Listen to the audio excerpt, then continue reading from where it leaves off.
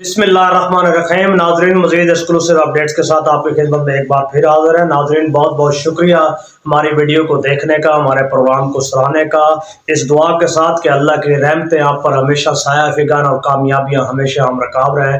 ناظرین، مزید exclusive updates میں اس وقت ہم بات کریں گے۔ صورتحال یہ ہے کہ پورے پاکستان نے خیبر پختونخوا، پنجاب، سندھ، بلوچستان، گلگت بلتستان یعنی آزاد کشمیر تک پورے پاکستان کا ایک ہی متفقہ فیصلہ ہو چکا ہے۔ اس وقت تمام تر سروے صرف اور صرف عمران خان صاحب کی اس وقت گواہی دے رہے ہیں۔ یعنی پاکستان کا مستقبل، سیاسی مستقبل اگر کچھ ہے، اس قوم کا کسی طرح کا مستقبل ہے تو اس کا ایک ہی نام ہے عمران خان۔ ناظرین، اس وقت تمام تر فضا اگر دیکھیں تو آج جو لاہور میں صورتحال دیکھی گئی اس کے اندر بھی یہی کیفیت تھی کہ P T I Pakistan Tehreek Insaf نے لاہور کو مکمل طور پر کلین سویپ کر دیا ہے۔ ناظرین، یہ سروے ہی ہے اور اس سروے کی بنیاد یہ بن رہی ہے کہ اس وقت صورتحال یہ ہے کہ نون لیگ شدید ترین خوف و ہراس کا شکار ہے، شدید ترین خدشات کا شکار ہے، شدید ترین دباؤ کا شکار ہے، الجھنوں کا شکار ہے، مسائل کا شکار ہے۔ ناظرین، آپ کو بتاتے چلیں، یہی وجہ ہے کہ نواز شریف اور جنرل عاصم منیر صاحب کی خفیہ ملاقات بھی ہوئی، جس ملاقات میں دونوں طرف سے جو نمائندگان تھے اس پر حاصل سے گفتگو بھی ہوئی، اس پر بھی بات کریں گے۔ ساتھ ساتھ یہ ہے کہ یمن کی جنگ میں، ناظرین، جو یمن میں جنگ اس وقت ہو رہی ہے اس صورتحال کیا ہے کہ وہاں پر پاکستان یونائٹڈ اسٹیٹ کا کس طریقے سے اتحادی بنے گا، اس حوالے سے بھی اب پیش رفت آنا شروع ہو گئی ہیں۔ یعنی عالمی منظرنامہ بھی انتہائی خطرناک بن چکا ہے۔ ناظرین، بات کریں گے کہ ہمیشہ سے تجربات کے نتائج کبھی بھی مثبت سامنے نہیں آتے، یعنی منفی نتائج بھی ہوا کرتے ہیں۔ جو تجربات جنرل باجوہ اور دیگر لوگوں نے کیے اس کے نتائج تو پاکستان میں آپ نے دیکھے، مگر اب مزید تجربات جو جنرل عاصم منیر صاحب کرتے چلے جا رہے ہیں، خدشہ اور قرینہ اس قیاس تو یہ ہے کہ پی ٹی آئی کو کسی طریقے سے بھی حکمران جماعت میں نہ لایا جائے۔ کوشش یہ ہو رہی ہے، ایک طرف تو تجویز دی گئی کہ کسی طریقے سے پی ٹی آئی پر مکمل پابندی عائد کر دی جائے، جبکہ دوسری طرف سے یہ تجویز دے دی گئی کہ خان صاحب کا ہی صفایا کر دیا جائے۔ آپ اندازہ لگائیے ان کے اعصاب پر کس قدر عمران خان سوار ہے، اور بھرپور کوشش کی جا رہی ہے عمران خان سے سمجھوتے کے، جس کے لیے صدر علوی کا استعمال کیا گیا ہے۔ کہاں صدر علوی صاحب کا استعمال کیا گیا، مگر صدر علوی کے بعد صادق سنجرانی کو بروئے کار لایا گیا ہے۔ کوشش کی جا رہی ہے خان صاحب کو منانے کی، کے پی کے اور پنجاب آپ کا ہے اور دیگر کچھ جگہوں پہ بھی آپ کو سیٹیں مل جائے گی۔ کچھ معاملات سے پیش قدمی نہ کیجیے۔ آنے والے دنوں میں اس حوالے سے بشرا بی بی کو بھی آگے لایا جائے گا، بشرا بی بی کے حوالے سے بھی سمجھوتے کے بھرپور کوشش کی جائے گی۔ بہرحال یہ تمام کوششوں کے بعد جو کیفیت اس وقت بن رہی ہے پاکستان کے اندر، آپ کو بتاتے چلیں کہ اس وقت جو فضل الرحمان اور مریم بی بی اور نواز شریف کہا کرتے تھے کہ ان کو کینڈیڈیٹس نہیں ملیں گے، لوگ نہیں ملیں گے، افراد نہیں ملیں گے، ضمانتیں ضبط ہو جائیں گی، مگر ادھر تو صورتحال یہ ہے کہ 2400 سے زیادہ، یعنی سب سے زیادہ پاکستان کی تاریخ میں کینڈیڈیٹ اس وقت آ چکے ہیں جو پی ٹی آئی کے ہیں۔ بلکہ یہ کہنا مناسب ہوگا ایک ایک حلقے سے 34 لوگ بھی سامنے آ چکے ہیں۔ بہرحال، اور اس وقت جہاں تک پنجاب اور نون لیگ کا تعلق ہے، بلوچستان میں سروے کروایا گیا، پی ٹی آئی 36% وہاں ون کر رہی ہے۔ آپ اندازہ لگائیے کہ کلی طور پر کیا صورتحال ہے۔ یقیناً یہی وجہ ہے کہ نون لیگ ہر طرف سے خوف و ہراس کے اندر ہے، گھیرے کے اندر ہے، باوجود اس کے جو زرداری نواز شریف صاحب کا کہنا تھا کہ جن کو مودی کا دوست بھی کہا جاتا ہے، مودی کی فیئر ویل بھی کہا جاتا ہے، انڈین پالیٹکس بھی جو اس وقت موجودہ ہے بی جے پی، ان کے ڈیپ پاکٹس بھی پاکستان میں کام کر رہے ہیں اور انٹرنیشنل اسٹیبلشمنٹ کے لوگ بھی کام کر رہے ہیں، عدالتیں بھی ان کی فیور میں ہیں، افواج پاکستان اسٹیبلشمنٹ بھی ان کی فیور میں ہے، مگر عوام الناس یکجا ہو چکی ہے۔ عمران خان اور پی ٹی آئی پاکستان کا آخری مستقبل اور آخری حال ہے، اس کے علاوہ اور کوئی صورتحال نہیں ہے۔ ناظرین، آپ کو بتاتے چلیں، عمران خان صاحب سے جب بھی بات کی گئی کہ آپ دستبردار ہو جائیں اپنے کسی بھی طرح کی بات سے، تو ان کا ایک ہی کہنا تھا، فیئر اینڈ فری الیکشن۔ मगर फेयर एंड फ्री इलेक्शन की जो सूरत हाल है वो पाकिस्तान में होती हुई दिखाई नहीं दे रही। अब इम्कान ये भी समझा जा रहा है, लफ्ज़ इम्कान है, ये तो पता 12 और 13 जनवरी को चलेगा, लेकिन दिखाई यही दे रहा है कि शायद इलेक्शन आगे पीछे किए जाएं, क्योंकि इस सिलसिले में जैसे रिगिंग पहले माजी में होती रही है, अगर आप देखें तो पाकिस्तान में भी इस वक्त लाखों ID कार्ड मजीद फेक तैयार किए जा चुके हैं। आपको इल्म है कि पाकिस्तान नादरा का जो चेयरमैन है वो भी कंपनी का ही शख्सियत एक बैठी हुई है। तो जब एक जमात को बरूए कार ही नहीं लाना तो उसके खिलाफ जब होशे हथकंडे इस्तेमाल करने हैं और उनके कागजात नामजदगी छीनने हैं, अरेस्ट करने हैं, गिरफ्तारियां करनी है, पकड़ दगड़ करनी है, जलसे नहीं करने देने, झंडा नहीं उठाने देना, बात नहीं करने देनी और उनको अंदर पाबंद सलासल रखना है, तो ये सारी चीज़ क्या दिखाई दे रही है कि रियासत किस तरफ जा रही है। नाज़रीन, शाह महमूद कुरैशी का केस आपने देखा, पूरी दुनिया में जग हसाई का सामना करना पड़ा, पूरे आलम ने देखा। एक शख्स जो मुतअद्दिद बार वजीर भी रहा, जो शख्स इस वक्त पुरअमन भी था, जो शख्स 2 बार आपका वजीर खारजा भी रहा, उसके साथ आपने ये सलूक किया, यानी उसको धक्के नहीं दिए, ये अदालत उज़्मा और आईने पाकिस्तान को धक्के दिए दरअसल, और पूरी दुनिया में आप जग हसाई का बायस बने। यही वजह है कि BBC Urdu service 318 million audience पर जा पहुंची। आप अंदाजा जा लगाइए, 318 मिलियन ऑडियंस जो था वॉच किया गया इस एक क्लिप को, जो इस वक्त शाह महमूद कुरैशी साहब का था। बहरहाल अफसोस का मुकाम है। और जहाँ तक इस वक्त जनरल आसिम मुनीर साहब की कोशिशों और काविशों को देखा जाए, आप देखें कि मुआशी सरमायाकारी पिछले तकरीबन 16 माह PDM और मजीद ये जो जितना भी अरसा इस वक्त इंटरम सेटम का गुजरा है, मुआशी सरमायाकारी पाकिस्तान में सिफर है।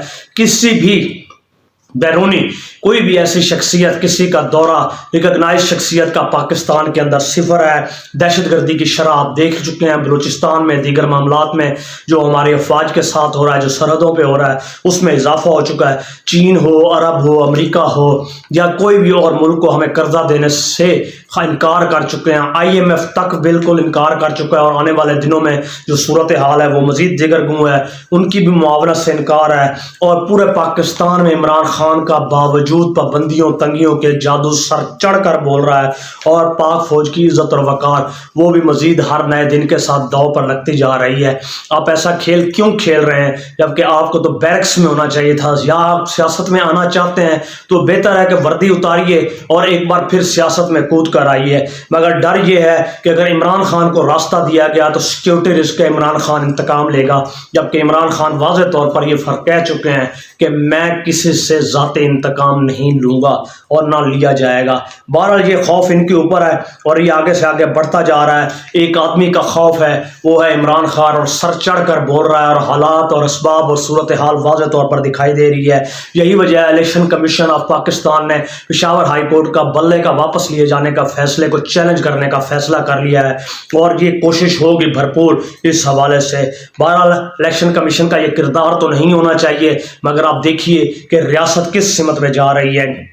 दूसरी सूरत में आप देखें कि खतीजा शाह की इस वक्त बरियत हो चुकी है कोयटा हाई कोर्ट के, मगर सूरत हाल फिर वही जो कि तू है। और निगरान हुकूमत जिस तरीके से चल रही है, वो सुप्रीम कोर्ट और आईने पाकिस्तान की जिस तरह धज्जियां उड़ा रही है वो आपके सामने है।